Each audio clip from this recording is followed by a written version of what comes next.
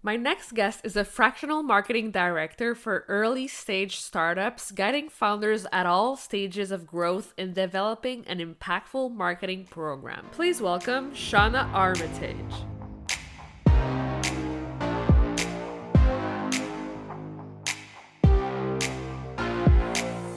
Welcome to the Powerful Female Leaders Podcast. I'm your host, Anna Patricia Bourgeois, certified business coach. I am here to help you up-level, generate consistent wealth, increase your confidence, attract dream clients, and master your mindset so that you can fully own your power and achieve next-level results in your online business and beyond.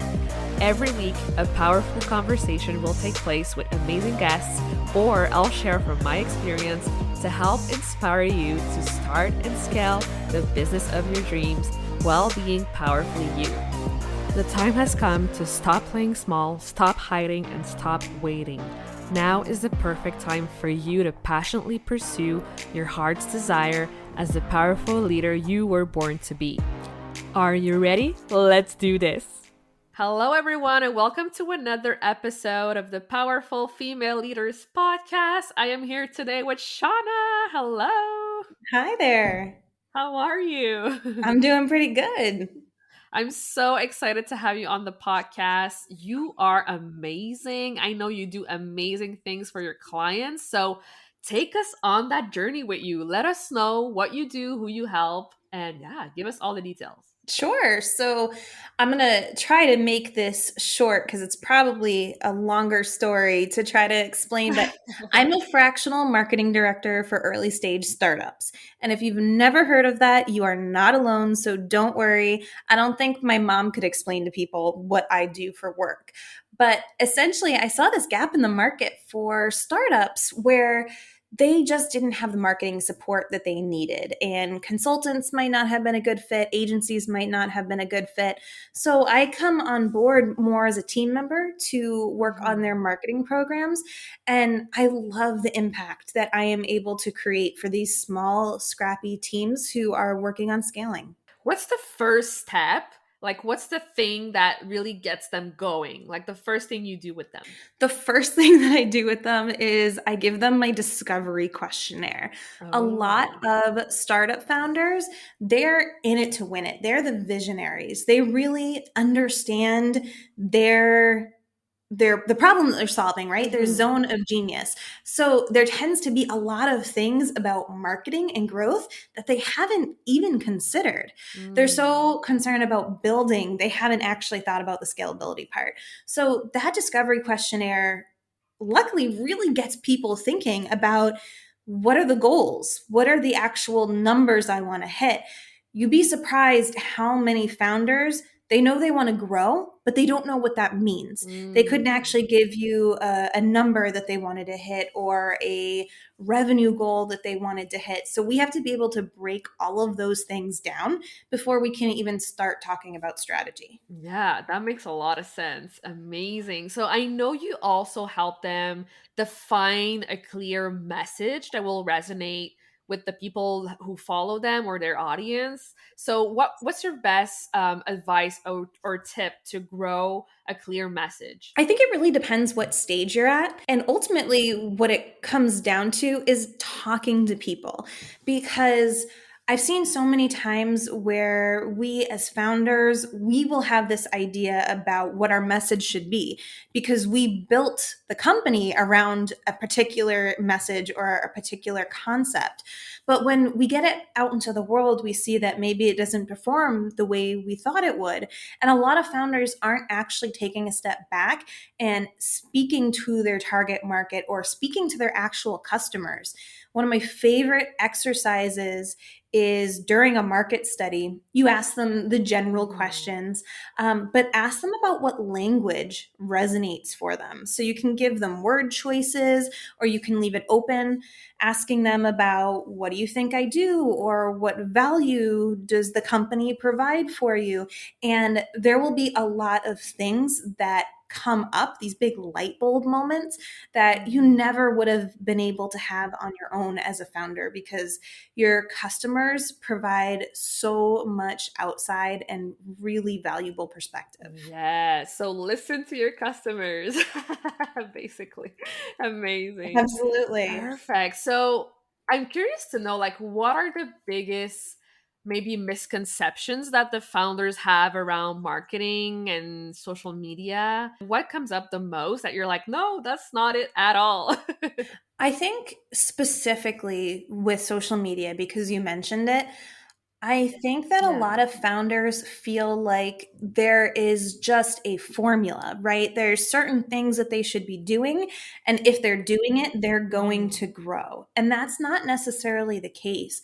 A lot of founders that I work with, they have solid social media presences, but we put that out in the Mhm. world so that we've got a really great place for people to land, to have a connection with us, to that step up from the website, right? Where it's more of a direct connection, more of a conversation. But with social media, people think about having bigger numbers means better business, but that doesn't necessarily mean that you're actually converting and Mm. creating revenue from it. Those are two very, very different things. So for me, with my founders, we're working on the lead generation piece and the brand awareness piece first. Like, social media is great for brand awareness if you're doing it right, but what are you actually doing to take that audience from social media and turn them into warm leads? And the answer might be that social media isn't the best lead generator, and you might have to look to another platform or another strategy for it. But specifically with social media, that can be tough Mm. because everyone wants to have a solid presence on social media, but Yeah. that presence doesn't necessarily equate to profits. Absolutely. This is gold. Listen back to this. Amazing. So, growing up, did you imagine that you'd be where you are today and working with these founders, working in marketing? Like, is this something that you've always dreamed of, or like, what was your journey like? Oh my gosh, not even close. I grew up wanting to be a teacher. I Mm. loved teaching, and I did various, little teaching things, from teaching dance classes to teaching in a preschool. When I was in high school, I went to school to be a teacher at Wheelock College in Boston, which is really big school just for education and Wow. some other jobs that work with kids. And when I got there, it was just so intense and all the standardized testing, which I'm not very good at. And I panicked. And what I ended up doing was dropping my double major. So I graduated early, but I had a degree in history with a minor in education, which sounds cool, but it wasn't very valuable. So I went back to school a few years later and got my degree in professional writing. And at that point, the economy was just tanking. It Mm. was 2011. I had gotten married a year or two before and had my son. So now I'm a young mom with not great job prospects. And someone had suggested that I get into virtual assisting. So I went on to Elance, which is now Upwork, but that's not what it was back in the day. Um, and I started just taking on virtual assisting jobs. And through that process, I really learned that this writing skill that I had translated into a bigger career that was marketing. And there was more to it, right? There was Wow. strategy and the brand awareness and the acquisition, and there's funnels. And I really fell in love with it. And I loved the customers that I was able to work with. So after a few years of working in small marketing agencies, I came on with a friend of mine who had started his own agency. And at first it was great. And then after a couple of months, things just started to deteriorate. And I wasn't happy with the way that he was treating the clients. He Mm. was not happy with me telling him that I didn't like the way he was treating the clients. And after 6 months, he fired me. Oh, wow. And that was such a terrifying moment. I had 3 young kids at home. My husband was about to deploy to the Middle East for the first time. He's in the Air Force. So I just was at a point in my career where it was either do it for myself or not do it at all. Mm. So within 30 days, I got my first client and I really started learning about being a business owner instead of just a marketer.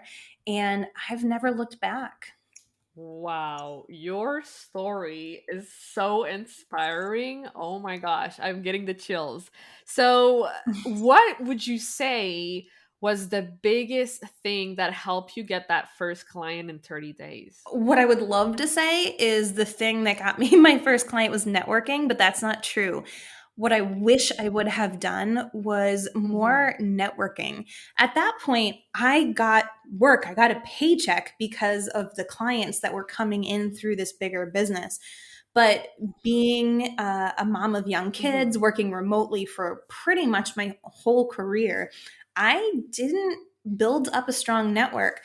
I got lucky is what it came down to, is that one of the clients who had been working with the agency, when I left, they wanted to work with me, not with the agency. So they left as Wow. well. And that's when I got my first client. So I wish that my network had been stronger because my business would have gone farther Mhm. faster.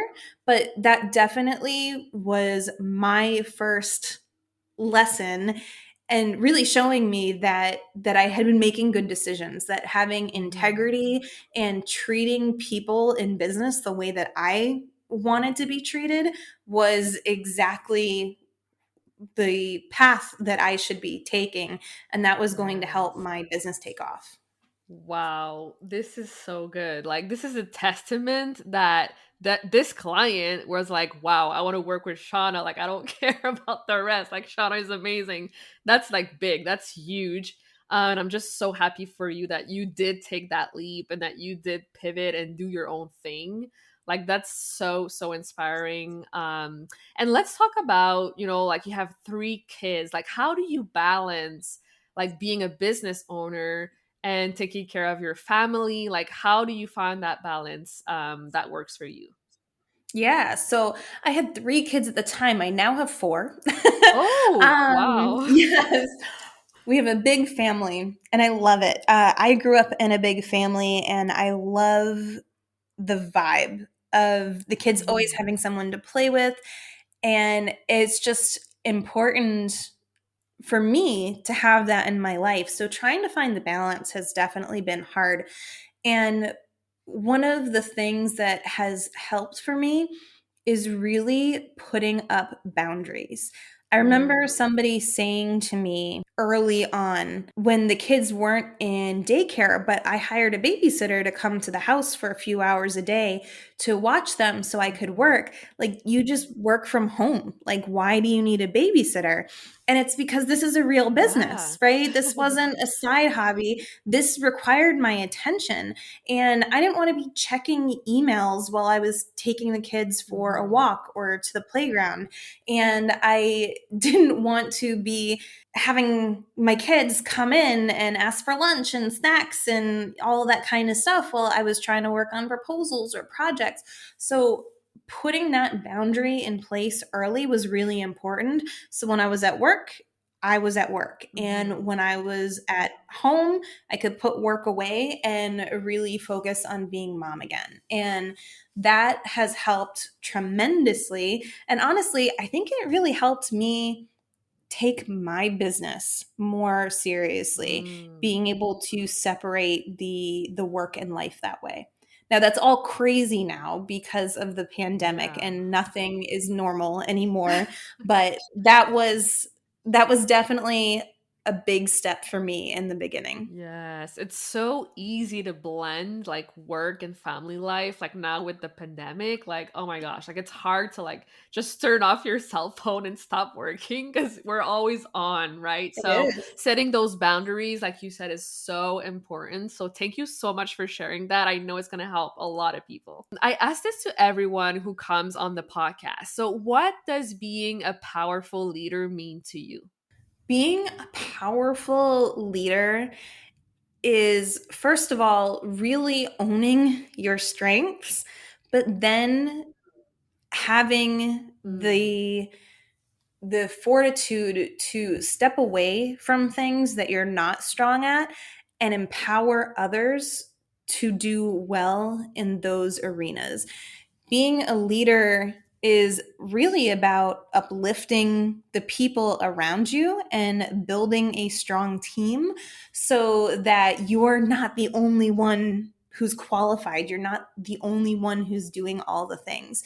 So for me, it's definitely about being strong and understanding your why and doing what you do best. But it's also about empowering your team so that you can grow. So good. I love that. And I know you said, like owning your strengths. So let's say I'm like maybe lacking clarity around what those are or what I want to do. Like what advice would you give to someone who is really on that path of self-discovery? I think the first step for me is always just asking yourself what you enjoy because we tend to Mhm. perform better at the things that we actually like to do.